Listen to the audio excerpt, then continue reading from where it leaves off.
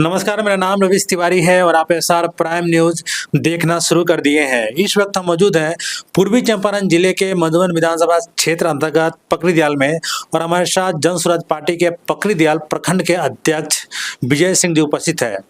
दूसरे चरण के चुनाव प्रचार थमने में कुछ ही घंटे रह गए हैं। ऐसे में जन स्वराज की क्या रणनीति है, क्या तैयारी है, लोगों के बीच में किस तरह से जा रहे हैं, आइए जुड़ते हैं और जानने का प्रयास करते हैं। सबसे पहले आपका स्वागत है हमारे चैनल में। पहले आपके चैनल के माध्यम से पूरा मधुबन विधानसभा को हार्दिक अभिनंदन और मेरा प्रणाम। जन स्वराज के सूत्रधार प्रशांत किशोर विजय कुशवाहा के ऊपर अपना भरोसा जताया है, मधुबन विधानसभा से प्रत्याशी बनाए हैं। क्या लग रहा है, क्या प्रशांत किशोर के जो उम्मीद था उस पर वो कायम हो पाएंगे? देखिए, पहली बात, प्रशांत किशोर जी जो कैंडिडेट यहाँ खड़ा किए हैं, विधायक कैंडिडेट, वो साफ छवि का आदमी है और सीधा सपाटा आदमी है। वो राजनीतिक लाइन में भी परिपूर्ण है। मुखिया उनके घर से भी राजनीतिक पहले से भी हुआ है, लेकिन अब जो छल कपट वाले हैं नेता लोग, वो ऐसा नहीं है। विजय जी वो साफ छवि के आदमी हैं। अब जहाँ तक रही रणनीति की सवाल, तो हम लोग तो गांव-गांव घूम रहे हैं, प्रखंड अध्यक्ष हैं, प्रखंड में पूरा मधुबन विधानसभा में 1.5 साल से ऊपर काम किए हैं जन स्वराज के लिए। यहाँ मुद्दे पर काम चल रहा है, यहाँ विकास पे काम चल रही है। ये नहीं है कि रेवड़ी पे काम चल रहा है, झूठा वादा किए जा रहा है। यहाँ सही है, जो भी विकास के लिए पलायन पर काम हो रही है, शिक्षा पे काम हो रही है, महिलाओं को मान सम्मान की बात हो रही है, उस पर काम हो रही है। इसलिए लोग इसमें जुड़ना चाह रहे हैं, सच्चे दिल से जुड़ना चाह रहे हैं। और जन स्वराज की जो भी जनता है, वोटर जो है, वो खुल नहीं रहे हैं। जितने भी चोर उचक्का हैं, खाने पीने वाले हैं, वही हल्ला कर रहे हैं। बीजेपी हो, आरजेडी हो, अदरवाइज कोई भी हर पार्टी है, ये सब खाने वाले ही खाली चौक चौराहा पर हल्ला कर रहे हैं, दूसरा कुछ नहीं है। जन स्वराज हल्ला नहीं कर रही है, ये पार्टी हल्ला गुल्ला की पार्टी नहीं है। जो भी विकास मुद्दे पर, हर चीज़ पर ही काम सही ढंग से कर रही है। उम्मीद है कि विजय जी यहाँ से चुनाव निकाल रही है। विजय कुशवाहा जी जिस समाज से आते हैं, कुशवाहा समाज से आते हैं, आरजेडी जो प्रत्याशी बनाए हैं वो भी कुशवाहा समाज से आते हैं। कुशवाहा समाज मधुबन विधानसभा में एक निर्णायक वोटर है। तो क्या लग रहा है, दोनों तरफ कुशवाहा समाज के प्रत्याशी के आने से विजय कुशवाहा जी के राह कठिन हुए हैं या आसान है? देखिए, पहली बात, ये जो जन स्वराज जो है ना, जातिवाद नहीं है, ये विकास पार्टी है। विकास के ऊपर काम कर रही है, विकास के ऊपर काम कर रही है। ये कोई जातिवाद पार्टी नहीं है। इसमें कुशवाहा समाज हो, चाहे दलित हो, चाहे अदरवाइज हो, कोई ये जात पात की पार्टी नहीं है। ये विकास पे लड़ रही है। ये विकास के नाम से जानी जा रही है जन स्वराज पार्टी, इसलिए लोग विकास के नाम पे इसमें वोट कर रहे हैं। वो जाति पाति का ये वोट मतलब नहीं हो रहा है। क्या जाति धर्म से ऊपर उठकर लोग इस पर वोट करेंगे? इस बार जाति का कोई मुद्दा ही नहीं है। इस पर जाति से उठ करके लोग वोट कर रहे हैं जन स्वराज में। जन स्वराज आने वाला जितने भी बाहर से परदेसी आए हुए हैं छठ में, उस जन स्वराज को वोट देने के लिए ही यहाँ रुके हुए हैं, बाकी नहीं रुकने वाले। चरण के जो चुनाव हुए हैं उसमें देखा गया कि वोटिंग परसेंटेज काफी बढ़ा है, जिसको लेकर प्रशांत किशोर का कहना था कि ये जन स्वराज का मुहिम का परिणाम है कि इतना जो वोटिंग में परसेंटेज बढ़ा है। तो क्या लगता है इसमें जन स्वराज का ही कुछ असर है?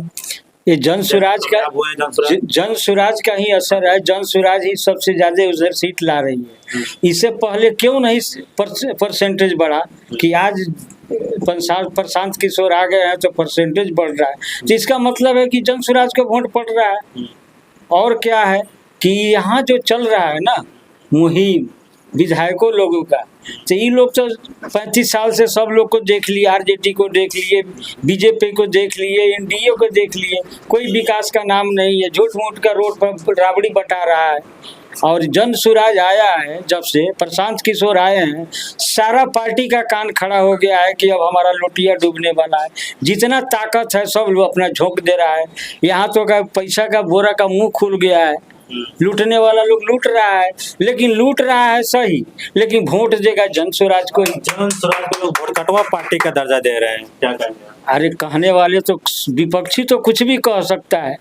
अभी तो नीतीश कुमार जी 15 साल से राज कर रहे थे ना, 10,000 रुपया 15 साल में नहीं दिए। अब इलेक्शन आ गया तो राबड़ी बांट दिए कि लेडीज को दे रहे हैं 10,000 रुपया छठ करने के लिए। बाद में भाषण दे रहे हैं कि बिजनेस करने के लिए दे दिए।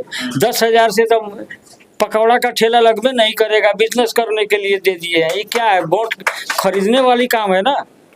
10,000 रुपये जो बांटा गया है उसको ये लोग मास्टर स्ट्रोक की तरह ये लोग कह रहे हैं कि बहुत ही कामयाब काम करेगा चुनाव के वक्त में। काम क्या करेगा, लोग ले भी। महिला वोटर हमारे पाले में, अरे इसका कुछ दावा नहीं है, महिला इतना भूचड़ महिला लोग नहीं रह गया है, समझ गया। इतना नेता से ज्यादा चालाक जनता हो गई है। पैसा भी लेगा, वोट भी नहीं देगा। ये लोग जितना बांटना है राबड़ी बांटते रहे। एनडीए के नेताओं का कहना है कि महिला हमारे पाले में है, चूंकि 10,000 रुपये दिया गया है, वो 10,000 रुपये दे दिया जाएगा। चुनाव खत्म होने के बाद फिर 2 लाख रुपए दिया जाएगा, उसमें भी 50% माफ कर दिया जाएगा। इसको लेकर उन लोगों का कहना है कि जो महिलाएं जो है बिहार में 1.5 करोड़ के आसपास वो लोग दावा कर रहे हैं कि हम लोग 10,000 रुपये दिए हैं, तो वो अब हमारे पाले में है। अभी तो आप लोग सुनिए, पहले गांव घूम रहे हैं, सिचुएशन समझ रहे हैं। ये जो 10,000 दिए हैं, पहले तो यही नहीं क्लियर हो रहा है कि फ्री में दिए हैं कि फिर बाद में वसूलने वाले हैं। 2 लाख तो बात की बात है। 2 लाख को क्या देंगे नहीं देंगे, 15 साल में तो 5 गो रुपया नहीं दिए। अब 10,000 और 2 लाख की बात करते हैं। सरकार यदि एनडीए का सरकार बनेगी तभी ना 2 लाख देगा। एनडीए के जितने स्टार प्रचारक हैं वो मंच से ये दावा कर रहे हैं कि कुछ लोग इसको महिला को गुमराह करने की कोशिश कर रहे हैं कि वो पैसा वसूला जाएगा, जबकि कहीं से कोई सच्चाई नहीं है। 10,000 रुपया नहीं वसूला जाएगा। 10,000 नहीं वसूला जाएगा, इसके क्या गारंटी है? कौन दे रहा है गारंटी कि 10,000 नहीं वसूला? नीतीश कुमार तो खुद स्टेज पर बोल रहे हैं कि भाई हम 10,000 बिजनेस करने के लिए दिए हैं, तो वसूलेंगे नहीं तो छोड़ देंगे। विजय जी, चलिए, आप लोग जनता के बीच में लगातार जनसंपर्क अभियान में जा रहे हैं। जनता के बीच में जाने के बाद आप लोग को कौन कौन से मुद्दे दिख रहे हैं कि अगर आपके प्रत्याशी चुनाव जीत कर आते हैं, बिहार में आपकी पार्टी की सरकार बनती है, तो आप लोग सबसे पहले उन मुद्दों को टच करेंगे और उसको समाधान करने का आप लोग प्रयास करेंगे? देखिए, सबसे पहला मुद्दा प्रशांत किशोर, हमारा जन स्वराज जो है ना, ये दारूबंदी जो है, आज के नाम पर दारू के नाम पर लाखों लूटे जा रहे हैं, पदाधिकारी से लेकर बड़े बड़े अफसरों तक। पहले ये खुलवाया जाएगा दारू, 12 घंटे 24 घंटे के अंदर में दारू को खुलवा दिया जाएगा जन स्वराज की सरकार बनी तब। और जितने भी बाहर में काम करते हैं, लड़का हुआ, जिनका पति हुआ, चाहे हर आदमी जो बाहर, तो हर आदमी काम कर रहा है, जो पढ़ने वाले हैं वो जा रहे हैं। आने वाले कार्तिक से पहले ही 6 महीना के अंदर में सरकार बनने के कोई यहाँ से बिहार बाहर पलायन नहीं करेगी। शिक्षा पे काम होगी, जिसके पास अभी शिक्षा सुधार नहीं हो रही है, तब तक 15 साल के नीचे के बच्चे जो भी हैं उसको प्राइवेट में पढ़ाया जाएगा, उसका खर्चा सरकार उठाएगी। जब तक सुधार नहीं होती है तब तक प्राइवेट में दिया जाएगा, बाकी सुधार हो जाने के बाद में सरकारी हॉस्पिटल में कराया जाएगा, स्कूल में कराया जाएगा। हॉस्पिटल की परिस्थिति देख लीजिए, सब चीज़ सही है लेकिन उसमें इलाज नहीं है। लगता है इस मुद्दे पर काम करेंगे? जरूर होगा, लेकिन अब मान गए कि हमारे हाथ में सत्ता होगा तभी ना जनता के लिए करेंगे। अब जनता सोचेगी कि हाँ विकास करने वाले हैं, बाहर से लोग आए हैं विकास करने के लिए, मुहर लगाएंगे तो विकास होगा, नहीं तो फिर जंगल राज होगा।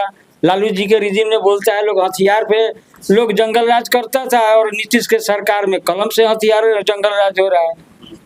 अफसर के पास जाइए, बिना घूस का काम नहीं होगा। घूस देने के बावजूद भी चप्पल किया जाता है, पैसा देने के बावजूद भी। कितने नीतीश कुमार के राज में कितने लोग सस्पेंड हो गए, फिर भी नहीं छोड़ रहे हैं। तो जंगल राज छूटा कहाँ है हम लोगों का? चलिए, बहुत बहुत शुक्रिया। पहले मधुबन जनता वासियों को बहुत बहुत धन्यवाद और हमारे तरफ से प्रणाम।